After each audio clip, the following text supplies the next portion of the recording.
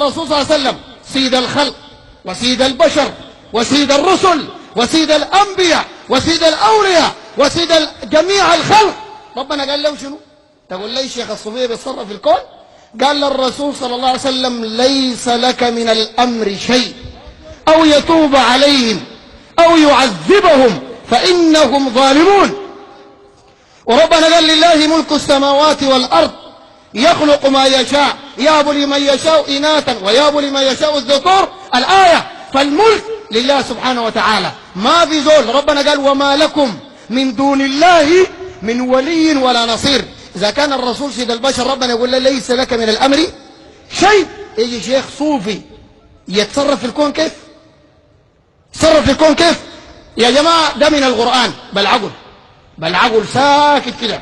حميدة ده راضي نحن نتكلم هنا؟ ما راضي. أكبر دليل إنه استحضر من هناك قنطرناه وجبناه. صح ولا ما صح؟ وده قاعد عرفت كلامي؟ ده أكبر دليل. ما راضينا. صح ولا ما صح؟ يتصرف فينا أطردنا. وده أنا قاعد أطردنا. تقدر؟ قاعد مرتب كمان ما تقدر. ولا البرة يتصرف فيني ولا الكباشي ولا المكاشفي ولا الصابونابي ولا يتوه يتصرف فيني. أنت كلامي ولا ما فهمته؟ أبدا قاعدين هنا بس توحيد وضدك لحد ما القيامة تقوم وضد الصوفية. امشي قدام دقيقة لا تقلي جاي ورا. انا ما خليتك تتكلم، ما في نقاط. لقيت معركة اكبر. طيب قال البرة عنده عصيدة بتدخله الجنة. والله يا جماعة اول مرة اعرف في زول عصيدة بتدخله الجنة، لانه رسولنا صلى الله عليه وسلم في صحيح مسلم لونه شنو حصل شفته؟ صحيح مسلم قال النبي عليه الصلاة والسلام اعملوا وسددوا وقاربوا وأبشروا واعلموا أن أحدا منكم لن يدخله عمله الجنة. قالوا ولا أنت يا رسول الله؟ قال ولا أنا. قال عملي ذاته يدخلني الجنة. عصيت البرة يدخل الجنة يا ناس؟ الزول ده يحمل يا تدي من الأديان. الرسول قال عملي أنا عمل رسول الله كان يقوم الليل حتى تتفطر قدماه. يقول له تفعل ذلك وقد غفر الله لك ما تقدم وتأخر من ذنبك. يقول أفلا أكون عبدا شكورا. بعد ده يقول عملي أنا ذات ما يدخلني الجنة إلا أن يتغمدني الله برحمة منه وفضل. تقول عصيت البرع بتدخله؟ عصيت البرع بتدخله؟ البرع إمام الشرك. رضيت فانجطت نططت. البرع إمام الشرك والكفر في البلد. أديك الأدلة. واحد ديوان رياض الجنة ونور الدجنة الصفحة 119 السطر الأول قصيدة بعنوان إسماعيل ابن عبد الله الولي. يقول البرعي إن ناب خطب في البلاد نزيل قل يا ولي الله إسماعيل قطب الوصال الكردفاني الذي قد خصه من ربه التبجيل. البرعي قال إذا حصل أمر مهم أو مصيبة في البلد ما تنادي الله، نادي إسماعيل لأنه ولي الله. وربنا يقول ومن أضل ممن يدعو من دون الله. إسماعيل الله ولا دون الله؟ البرعي الله ولا دون الله؟ دون الله. حمادة الله ولا دون الله؟ دون الله. ربنا قال ومن أضل ممن يدعو من دون الله من لا يستجيب له إلى يوم القيامة وهم عن دعائهم غافلون. الله قال تدعو ليوم القيامة ما يستجيب لك وهو غافل عن دعاك. ما سامعوا وهم عن دعائهم غافلون. وإذا حشر الناس كانوا لهم أعداء وكانوا بعبادتهم كافرين. عشان كده ربنا هناك قال لا يسمعون دعاءكم ولو سمعوا. بتدعون من دون الله دل يا برعي ويا صوفية ويا حمادة ويا حامد بابكر. عرفت كلامي؟ وغيره. ربنا قال لا يسمعون دعاءكم. قال ولو سمعوا ما استجابوا لكم ويوم القيامة يكفرون بشرككم. الله سماه شرك. الله قال كلام البرع ده الشرك. أي زول يدعو غير الله الله قال مشرك. يكفرون بشرككم. ربنا قال ولا ينبئك مثل خبير. أديك واحدة ثانية. الله قال أي زول يدعو غير الله كافر. والبرع هنا دعا غير الله. قل يا ولي الله إسماعيل.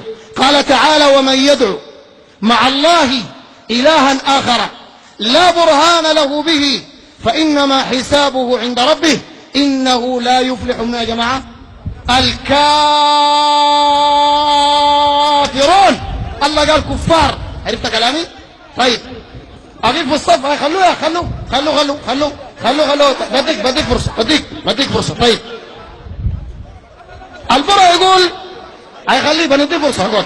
اقعد. البرا قال عنده الشيخ قلب البيت ولد كما جاء في كتاب ليك سلام مني ده للبرعي عبد الرحيم البرعي. قال له سلم يا ولد القلب البيت ولد. وحكى البرعي القصة تحت قال كان للشيخ يعقوب 6 بنات. كلام ده ما كلام حار تخلي الناس تفرفر بذات الزول المرضان، لكن الزول التمام مؤمن تمام بيتكيف. وإذا ذكر الله وحده اشمأزت قلوب الذين لا يؤمنون بالآخرة وإذا ذكر الذين من دونه إذا هم يستبشرون.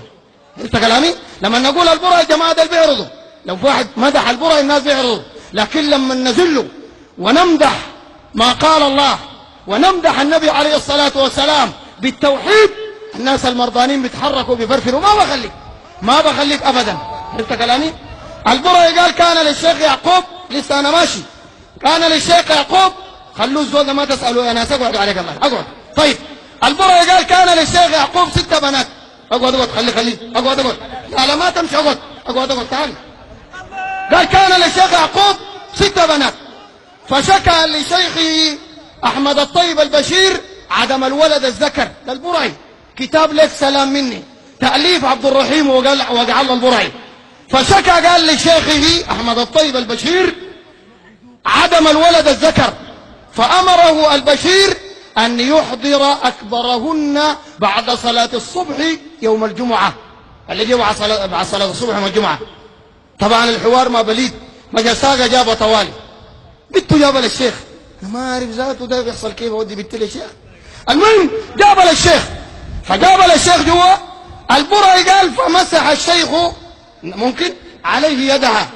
هاي ما تبغى تمسحها على البنات ما ترضى كيف؟ امسحها على البنات ما ترضى كيف؟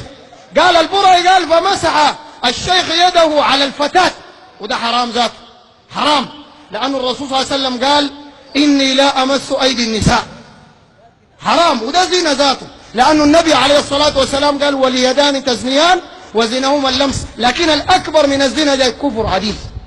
قال فمر يده على الفتاة تاليا قوله تعالى، داير يلعب بالقرآن زي ما ده بيلعب بالقرآن حميدة. قال يمحو الله ما يشاء ويثبت وعنده أم الكتاب. هسه دي عنده علاقة بالكلام ده؟ إن يمسح لها بيت في صلوبه وفي ظهرها يحفني يا صوفي يا برعي، رضيت ما رضيت الكتاب قاعد. فهمت كلامي؟ البرعي قال فقلبت ذكرا من حينها. قال البرعي وقد عاش ذلك الولد يا دوب الكان بيت هالسعدة، الولد الكان بيت هالسعدة نحو من 55 عاما سنة، وتزوج وخلف بعده ولدا يدعى أبي ورد. وهذه الكرامة لولا وقوفي على صحتها بنفسي البرعي قال لما سطرتها. والبرعي عمل مدحتين، المدحة الأولى في ديوان ليك سلام مني قال له سلم يا ولد القلب البيت ولد. المدحة الثانية في كتاب ديوان رياض الجنة ونرد جنة. البرعي قال وكالبنت بعدما أتت وهي أنثى للذكورة تقلب. الكلام ده حكم شنو في الشريعة؟ انت تلدي بنتك انتايا حميدة او البرعي يقلبوها ولد، او تلدي ولد يقلبوها بنت، ده حكم شنو في الشريعة؟ هل ممكن يحصل؟ نشوف القرآن. ما تصبر لما نقاطك لسه ماشي بيها، هي ما تطايق، انا ما طايقتها، اصبر. طيب ربنا سبحانه وتعالى قال فطرة الله التي فطر الناس عليها لا تبديل لشنو؟ لخلق الله. الله دايره فار دايره بيت دايره ولد. الصوفي اللي بيكورك ده بديك فرصة، لو جيتوا 1000 صوفي بديكم فرص، ما تكورك من برا، ما تكورك، بديك ال3 مايكات بس اصبر. طيب